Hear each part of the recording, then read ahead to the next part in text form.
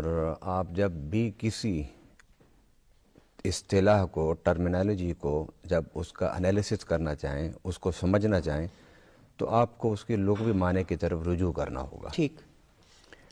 مذہب کا معنی ہے چلنے کی جگہ، اور اتفاق ہے کہ اللہ تعالیٰ نے پورے قرآن میں کسی ایک جگہ بھی لفظ مذہب استعمال نہیں کیا۔ ٹھیک۔ اور یہ جو عام طور پر کہا جاتا ہے کہ مذاہب عالم، اس میں اسلام کو بھی شامل کیا جاتا ہے۔ دنیا کے بڑے جو دنیا کے مذاہب ہیں وہ 10 مذاہب ہیں، ان میں ایک بڑا مذہب اسلام ہے۔ مگر اسلام کی حقیقت اور نیچر کو اگر آپ دیکھیں تو اسلام کا حصہ اور ایک جز تو مذہب ہو سکتا ہے، ٹھیک، لیکن اسلام کو الف سے یہ تک مذہب کہنا یہ اسلام کے بنیادی تصور سے ناآشنائی ہے۔ ٹھیک۔ اب آپ نے پوچھا مذہب، ہم مذہب سے گفتگو شروع کرتے ہیں، تو مذہب کا معنی چلنے کی جگہ، اور اگر آپ دنیا کے مذاہب کو سامنے رکھ کے اس کی وضاحت، اس کی تفسیر، اس کی ڈیفینیشن کرنا چاہتے ہیں تو وہ یہ ہے کہ جس میں 3 چیزیں ہوں اسے مذہب کہتے ہیں۔ پہلی چیز بیلیف، عقیدہ۔ آپ دنیا کے مذاہب کو دیکھ لیں کہ ان کے ہاں ایک مافوق الفطرت ذات، شخصیت کا اعتراف اور توجہ اور ماننا موجود ہے۔ گو وہ اس بڑی شخصیت کا پرتو، کوئی دریا کو سمجھتا ہے، کوئی پہاڑ کو سمجھتا ہے، کوئی مورتیاں بنا لیتا ہے، کوئی درختوں کو سجدہ ریز ہو گیا، مگر ان کے ہاں ان مظاہر فطرت کے تعظیم اور سجود کے ساتھ ساتھ ایک مافوق الفطرت بڑی ذات، بڑی ہستی، اس کا تصور موجود ہے۔ بلکہ میں تو یوں کہوں گا کہ وہ شخص جنہیں ہم ملحد کہتے ہیں، جنہیں ہم بے دین کہتے ہیں، جنہیں ہم یہ کہتے ہیں کہ وہ خدا کو نہیں مانتے، وہ بھی کسی نہ کسی تصور میں، کسی نہ کسی گوشہ میں، کسی نہ کسی پہلو میں ایک ہستی نہ صحیح ایک قانون کو مانتے ہیں، اور وہ بھی ان کے بیلیف میں شامل ہے کہ کوئی اتنا بڑا ایک قانون اس کائنات میں موجود ہے کہ جس کے تحت یہ ساری کائنات چل رہی ہے۔ تو مذہب میں پہلا جو حصہ ہے وہ ہے عقیدہ، اور دوسرا ہے ورشپ، عبادت۔ مثلا جو کسی بڑی ہستی کو مانتا ہے وہ یقیناً اس کی پرستش کرتا ہے۔ مثلا دنیا کا کوئی مذہب ایسا نہیں کہ جن کی عبادت گاہیں نہ ہوں، جن کی ورشپ پلیسز نہ ہوں۔ بالکل ایسے وہ وہاں پر جاتے ہیں اور اپنے انداز کے مطابق، اپنے طریقے کے مطابق وہ عبادت کرتے ہیں۔ کس کی عبادت؟ جس کو انہوں نے ذہن میں بٹھایا ہوا ہے۔ آپ ساؤتھ ایشیا میں چلے جائیں تو بڑے مذاہب میں بدھزم اور ہندوازم ہے۔ آپ ادھر چلے جائیں مغرب کی طرف چلے جائیں تو یہاں اسلام اور کرسچینٹی اور جوڈازم ہے۔ ان سب مذاہب میں، اور اگر ادھر جاپان کی طرف چلے جائیں تو وہاں ایک شنٹوازم مذہب ہے۔ تو ان مذاہب میں جو ان کے ذہن کے اندر ہے اس کو احترام، سجدوں کے ساتھ، عقیدت مندی کے ساتھ وہ اس کو احترام دیتے ہیں۔ اور تیسری چیز، اگر آپ مذاہب کو سامنے رکھیں تو تیسری چیز اس میں آ جاتی ہے چند رسم و رواج۔ مثلا ہر مذہب میں جب بچہ پیدا ہوتا ہے تو کچھ نہ کچھ کیا جاتا ہے۔ کرسچینٹی میں کیا کیا جاتا ہے وہ ان کی کتابوں میں موجود ہے۔ ہندوازم میں کیا کیا جاتا ہے وہ بھی موجود ہے۔ بدھزم میں کیا کیا جاتا ہے وہ بھی موجود ہے۔ اور مسلمان کیا کرتے ہیں وہ آپ کو ہمیں پتہ ہے۔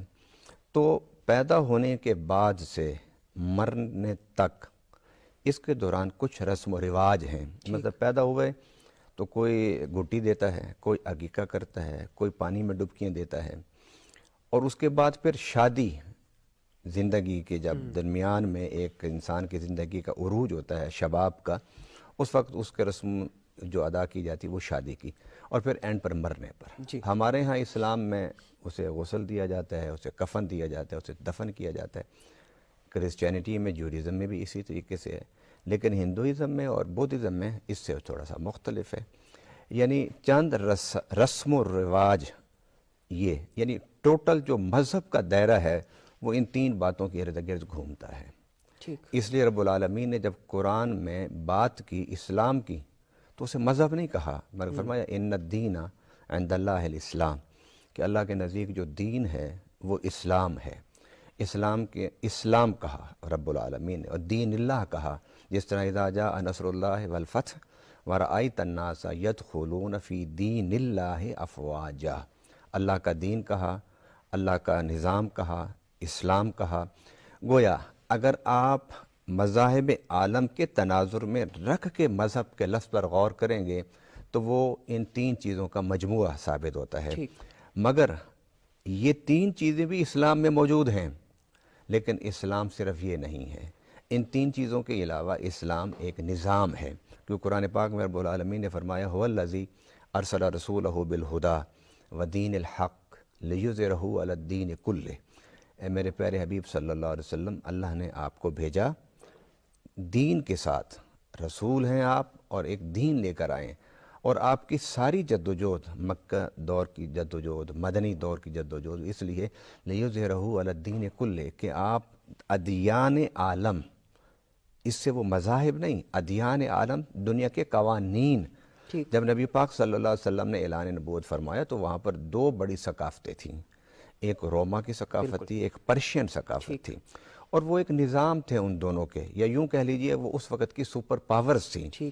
تو ریاست جو ہے وہ کسی نہ کسی نظام کے تحت چلتی ہے، اس نظام کے اندر ایک مذہب ایک بڑا عنصر ہوتا ہے۔ جس طرح آپ نے اپنے انٹرویو میں کہا کہ نظام جو ہوتا ہے، قانون وہ انسان کے جسم پر حکومت کرتا ہے، اور مذہب جو ہے وہ انسان کے دل اور دماغ پر حکومت کرتا ہے، اور جو بات دل اور دماغ میں ہوتی ہے وہ زیادہ مؤثر اور زیادہ طاقتور ہوتی ہے۔ آج اس دور میں جب ہمارے ہی بعد تجزیہ نگار اور بعد سوچنے والے لوگ کہتے ہیں کہ اسلام جو ہے وہ اس وقت مؤثر ہے اور باقی جو ادیان ہیں ان کا اثر ختم ہو گیا ہے، جبکہ ایسا نہیں ہے۔